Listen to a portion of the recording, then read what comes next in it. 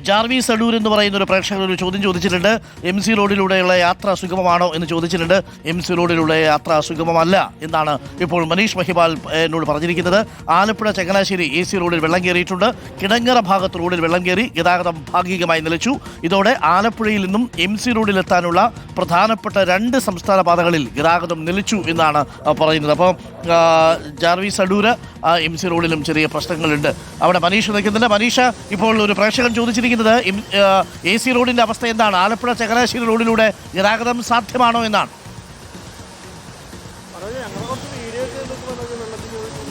അരുൺകുമാർ, സാധ്യമാണോ എന്ന് ചോദിച്ചാൽ ഭാരവാഹനങ്ങൾ അല്ലെങ്കിൽ വലിയ വാഹനങ്ങൾക്ക് കടന്നു പോകാം, ഇരുചക്ര വാഹനങ്ങൾക്കും നിലവിൽ കടന്നു പോകാം. പക്ഷേ ഇപ്പോഴിതാ അരമണിക്കൂറിനുള്ളിലാണ് വെള്ളം ഇത്രയും ഉയർന്നത്. നേരത്തെ AC റോഡിൽ വെള്ളം ഉണ്ടായിരുന്നുവെങ്കിലും ഇത്രയും വെള്ളമില്ലായിരുന്നു. കഴിഞ്ഞ അരമണിക്കൂർ കൊണ്ടാണ് തൊട്ടടുത്ത്, അതായത് AC റോഡിന് സമാന്തരമായി തന്നെ AC കനാലുണ്ട്. AC കനാലിന്റെ ദൃശ്യങ്ങൾ നമുക്ക് ഇപ്പോൾ കാണാം. AC കനാലിൽ നിന്നാണ്, അതായത് AC കനാലിലേക്ക് ജലം എത്തുന്നത് പമ്പയാർ വഴിയാണ്. അങ്ങനെ AC കനാലിൽ നിന്നും AC റോഡിലേക്ക് വെള്ളം കയറിയിട്ടുണ്ട്. അതായത് ഊരാരെങ്കിലാണ് ഈ റോഡ് പണിത്. 25 കിലോമീറ്റർ റോഡാണ്. ആലപ്പുഴയിൽ നിന്നും ചങ്ങനാശ്ശേരിയിലുള്ള ദൂരമുള്ള റോഡാണ്. അവിടെ വെള്ളം സാധാരണ വലിയ വെള്ളപ്പൊക്കം വരാതെ വെള്ളം കയറില്ല എന്ന അവകാശവാദത്തോടെ പണിത റോഡാണ്. പക്ഷേ ഇതാ ആ റോഡിൽ വാഹനങ്ങൾക്ക് നിലവിൽ അടുത്ത മണിക്കൂറുകളിൽ പൂർണ്ണമായും കടന്നു പോകാൻ കഴിയുമോ എന്നുള്ള ആശങ്കയാണ്. ഇപ്പോഴിതാ തൊട്ടടുത്തുള്ള വീടിന്റെ അവസ്ഥയാണ്. അതായത് AC റോഡിന് തൊട്ടടുത്തുള്ള വീടാണ്. ആ വീട്ടിലെ ആളുകൾ നിലവിൽ ഇവിടെ നിന്നും മാറി താമസിക്കാൻ, വീട് പൂട്ടി ഇറങ്ങി പോവുകയാണ്. ഇതിന്റെ പിന്നിലേക്ക്, അതായത് ഈ വീടിന്റെ തൊട്ട് ബാക്കിൽ പാടശേഖരങ്ങളാണ്, അതിന്റെയും പുറകിൽ വീടുകളുണ്ട്. അങ്ങനെ ഇവിടെ ഈ AC കനാലിൽ നിന്നും AC റോഡിലേക്ക് എത്തിയ വെള്ളം പിന്നീട് ഇവിടേക്കുള്ള വീടുകളിലേക്കടക്കം ഇരച്ചു കയറുകയാണ്. ഇപ്പോഴത്തെ ഈ വീട്ടിൽ നിന്നും ഇവിടെയുള്ള ആളുകൾ പുറത്തേക്ക് പോവുകയാണ്. ചേച്ചി, എപ്പോ തൊട്ടാ വെള്ളം കയറി തുടങ്ങിയത്?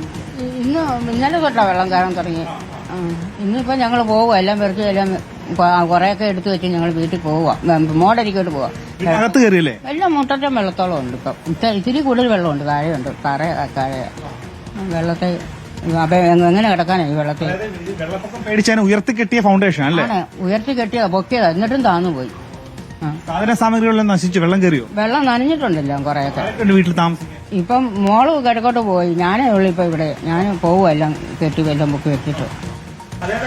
ഈ വീടിന്റെ ഫൗണ്ടേഷൻ സാധാരണ രീതിയിൽ നിന്നും ഏകദേശം ഒരു ഇച്ചിരി പൊക്ക കൂടുതൽ ഉയർച്ചയോടെ തന്നെ കെട്ടിയ ഫൗണ്ടേഷൻ ആണ്. ഇതിന്റെ മേളിലേക്കടക്കം വെള്ളം കയറിയിട്ടുണ്ട്. ഇങ്ങനെ ഈ AC റോഡിന് തൊട്ടടുത്തുള്ള വീടുകളിലൊക്കെ തന്നെ 100 കണക്കിന് വീടുകൾ ഇങ്ങനെ വെള്ളം കയറി ഇവിടെയുള്ള ആളുകൾ മാറിപ്പോവുകയാണ്. ഇപ്പോഴിതാ AC റോഡിലും കൂടുതൽ വെള്ളം കെട്ടുണ്ട്. വെള്ളം അടുത്ത മണിക്കൂർ കൂടുതലായി. അതായത് 1, 2, 3 വാഹനങ്ങൾ നിലവിൽ 1 കിലോമീറ്റർ ദൂരെയുള്ള AC റോഡിൽ പലയിടങ്ങളിലും വാഹനം ഓഫായിപ്പോയി. നമ്മൾ നേരത്തെ കണ്ടതുപോലെ, കാവാലം പുളിങ്കുന്ന് റോഡ് കണ്ടതുപോലെ തന്നെ ചില വാഹനങ്ങൾ ഇവിടെ ഓഫായി പോകുന്നുണ്ട്. അങ്ങനെ ജലനിരപ്പ് AC റോഡിൽ കൂടി ഉയരുന്നുണ്ട്.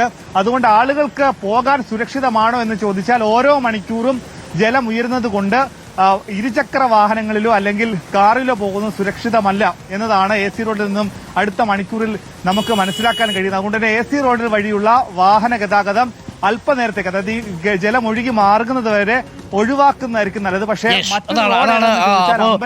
പ്രേക്ഷകരെ കേട്ടുമല്ലോ, ആലപ്പുഴ മുതൽ ചങ്ങനാശ്ശേരി വരെയുള്ള AC റോഡിലൂടെയുള്ള ഗതാഗതം താൽക്കാലികമായി ഒന്ന് ഒഴിവാക്കുന്നതായിരിക്കും നല്ലത്. ഇല്ലെങ്കിൽ വെള്ളത്തിൽ കുടുങ്ങാനുള്ള സാധ്യതയുണ്ട്. ദയവ് ചെയ്ത് കയ്യിലിരിക്കുന്ന വാഹനം ഉപയോഗിച്ചുകൊണ്ട് ഈ വെള്ളക്കെട്ടിന് മറികടക്കാമെന്നൊന്നും നിങ്ങൾ കരുതരുത്. കുറച്ച് കഴിയുന്ന സമയത്ത് നമുക്ക് നിയന്ത്രണം കിട്ടൂല.